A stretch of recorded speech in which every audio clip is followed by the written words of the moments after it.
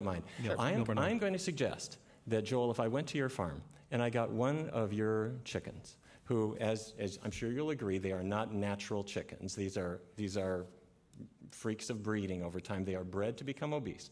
And if I took one of them who maybe never had even any chemical given to that chicken, but if I killed him and cooked him, these same heterocyclic amines, these clear-cut carcinogens, would form on your chickens just like any other.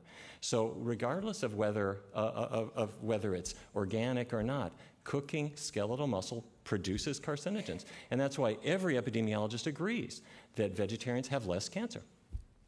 There's just no question about it. Joel Salatin? Well,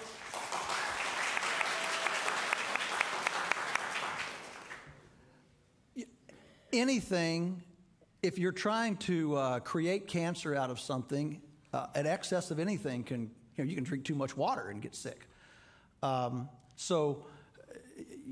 Argentina, their per capita consumption of red meat is double what it is in the U.S. In Argentina, the average person eats half a pound a day of red meat, and their cancer rate is half of the U.S. Why? Because it's grass-finished beef.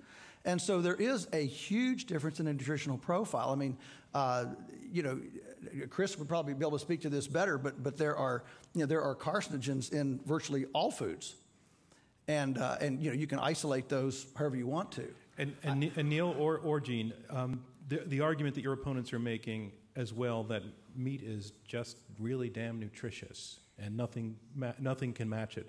And if you want B12 in your diet, which is vital, you're not going to get it without eating meat unless you take supplements. Okay.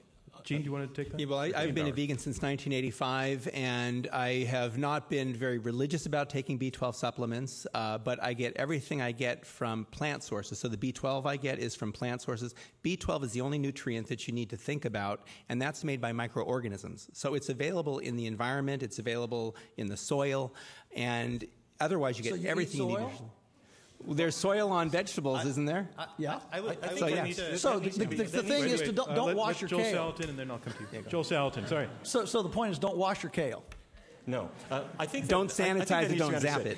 Neal Barnard. Vitamin B12 is not made by animals. It's not made by plants. It is made by bacteria. And historically, one theory is that the bacteria on plants, on the soil, on our fingers, in our mouths, give you that 2.4 micrograms, that tiny amount that you need. The other theory, and people have shown that the bacteria in the human digestive tract actually produce absorbable B12, but in modern civilization, most of those bacteria are gone. They're too low. They produce the B12, so you can't absorb it. But in more primitive cultures, in cultures in developing countries, you do see production of B12 in humans just like in the other primates, and it's fully absorbable. The truth is, nobody really knows for sure. But what we do know is that most B12 people in hematology clinics are meat eaters. And